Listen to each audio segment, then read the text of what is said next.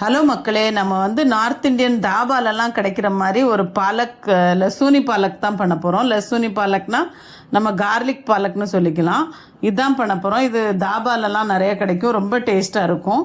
இதுக்கு வந்து நம்ம தண்ணி நல்லா கொதிக்க வச்சுக்கலாம். நிறைய தண்ணி வச்சுக்கோங்க.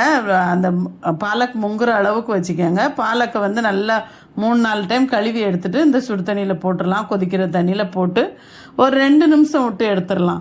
2 நிமிஷம் விட்டு எடுத்து அதை பச்சை தண்ணியில் போட்டுடலாம். மோஸ்ட்லி இதெல்லாம் வந்து இந்த லாரி டிரைவருங்கெலாம் போகிறாங்கல்ல, அந்த தாபா சைடு, அவங்க அங்கே நின்று ரொம்ப உடம்புக்கு ஹெல்த்தின்னு இந்த மாதிரி கீரை வாங்கி சாப்பிடுவாங்க. இதில் பூண்டு நிறைய சேர்க்கறதுனால ரொம்ப நல்லாயிருக்கும். சேம் டைம் பூண்டு இருக்குது, நிறையா கீரை இருக்குது அப்படின்றதுனால இதை வந்து ரொம்ப விரும்பி சாப்பிடுவாங்க. நல்லா சட்பட்டாவாக காரம் சாரமாகவும் இருக்கும். இது கொஞ்சம் நல்லா டேஸ்ட்டாகவும் இருக்குன்றதுனால ஜாஸ்தி இந்த லாரி டிரைவருங்க தான் இதை நிறுத்தி அந்த இதில் வாங்கி சாப்பிடுவாங்க. அவங்க செஞ்சும் சாப்பிடுவாங்க. அங்கங்கே ஒரு லாரியை நிறுத்தி சமைச்சு சாப்பிட்றாங்கல்ல, அவங்கெல்லாம் அதோட ஃபேமஸ் தான் இந்த கீரை. இதுக்கு வந்து நம்ம வந்து இதை வந்து நல்லா ஆற வச்சு நம்ம இதை அரைச்சி எடுத்துக்கலாம். நல்லா பேஸ்ட்டாக அரைச்சிருங்க. இது கூட வந்து ஒரு சின்ன துண்டு இஞ்சியும் ஒரு 2 பல் பூண்டு போட்டிருக்கேன்னா, நீங்கள் வந்து இது பெரிய பூண்டாக இருக்கனால நான் 2 போட்டிருக்கேன். நீங்கள் ஒரு சின்னதாக இருந்தால் 4-5 பூண்டு பல் போட்டுக்கோங்க. போட்டு நல்லா பேஸ்ட்டாக அந்த பாருங்கள் எப்படி அரைக்கணும்னு, ஒரு இது கூட இலை கூட இல்லாமல் நல்லா அரைச்சி எடுத்து வச்சுருக்கேன். எடுத்து வச்சுட்டு நம்ம தாளிக்கிறதுக்கு வேண்டிய பொருளை பண்ணிக்கலாம். வெங்காயம் வந்து ஒரு 2 வெங்காயம் நல்லா பொடிசாக வெட்டி வச்சுக்கோங்க. பூண்டு ஒரு 10 பூண்டுக்கிட்ட நல்லா இது பண்ணி வச்சுக்கோங்க. சின்னதாக வெட்டி வச்சுக்கோங்க. கொஞ்சோண்டு இஞ்சி, பச்சை மிளகா ஒரு 4-5 உங்கள் காரத்துக்கு தகுந்த மாதிரி வெட்டி வச்சுக்கோங்க. கடலை மாவு ஒரு 2 ஸ்பூன் தேவைப்படும், அதையும் எடுத்து வச்சுக்கோங்க. அப்புறம் மசாலா தான், அது நான் சொல்கிறேன். இப்போ வந்து நம்ம நல்லா எண்ணெய் ஊற்றிக்கலாம். எண்ணெய் வந்து ரொம்ப தேவையில்லை, நம்ம நார்மல் தாளிக்கிறதுக்கு எவ்வளோ எண்ணெய் தேவைப்படுமோ அந்த அளவுக்கு எண்ணெய் ஊற்றிக்கோங்க. நார்த் இந்தியன்லாம் வந்து சீரகம் தான் தாளிப்பாங்க. நம்ம எப்படி கடுகு தாளிக்கிறோம் அது மாதிரி அவங்க சீரகம் தாளிப்பாங்க. சீரகம் வந்து போட்டு தாளிச்சிக்கலாம். சீரகம் போட்டு அதுக்கப்புறம் நம்ம வெங்காயம் போடலாம். மெயின் வந்து இந்த சீரகம் தான் இதோட வாசத்துக்கு. சீரகமும் பூண்டும் தான் இதோட மெயின் வாசமே. அதனால் சீரகம் ஒரு 1/2 ஸ்பூன் போட்டு தாளிச்சிக்கோங்க. அதுக்கப்புறமா வந்து நம்ம பூண்டு போட்டுக்கலாம். பூண்டு வந்து ஒரு ஸ்பூனில் அளவு எடுத்திங்கன்னா ஒரு 3 ஸ்பூன் எடுத்து போட்டுக்கோங்க. இல்லை நம்ம நார்மலாக ஒரு 10 பூண்டு எடுத்து வச்சுருக்கோன்னா அதை அப்படியே நசுக்கியோ இல்லை சின்னதாக வெட்டியோ நம்ம அதை போட்டுக்கலாம். அப்புறம் ஒரு பச்சை மிளகாவை தாளிக்க போட்டுருங்க. இஞ்சி போட்டுருங்க. எல்லாத்தையுமே ஒன்றா வதக்கிடலாம். இந்த கொஞ்சம் கலர் மாறினதும் நம்ம வெங்காயம் போட்டுடலாம். இது வந்து நல்லா வதங்கி வரட்டும். கொஞ்சமாக கலர் மாதிரி வந்ததுமே நம்ம வந்து வெங்காயத்தை போட்டு அதையும் வதக்கிக்கலாம்.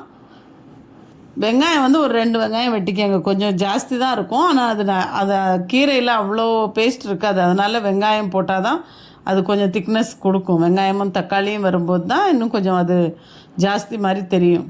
இப்போ வெங்காயம் போட்டு நல்லா வதக்கிக்கோங்க. வெங்காயம் நல்லா வதங்கி ரொம்ப கலர் மாதிரி வர தேவையில்லை, வதங்கணும், அவ்வளோதான். ரொம்ப எந்த பொருளுமே கலர் மாறக்கூடாது. அப்போ வந்து அந்த கீரையோட கலருமே மாறிடும். அதனால் கலர் மாறாமல் வதக்கிக்கோங்க. கொஞ்சம் நல்லா வதங்கி வரும்போது நம்ம தக்காளியும் போட்டுக்கலாம்.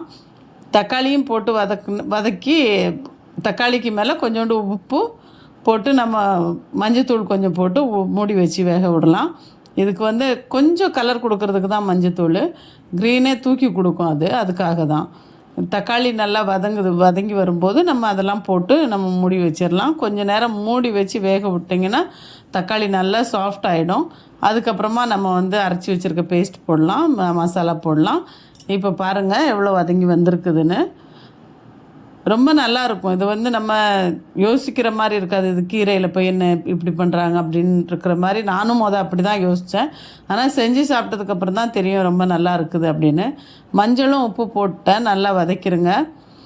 நல்லா கிண்டி விட்ருங்க. எல்லாமே ஹெல்த்தியான பொருள் தான். அதனால் வந்து எல்லோரும் இதை விரும்பி நார்த் இந்தியன்ஸ் வந்து எல்லாமே அந்த ஹெல்த்தியான பொருளாக பார்த்து செய்வாங்க. அதுதான் இப்படி பண்ணுறாங்க. இதில் வந்து கொஞ்சோண்டு கரம் மசாலா, கொஞ்சம் ஒரு 1/2 ஸ்பூன் இந்த கரம் மசாலா, ஒரு 1/2 ஸ்பூன் தனியா பவுடர் போட்டுக்கோங்க.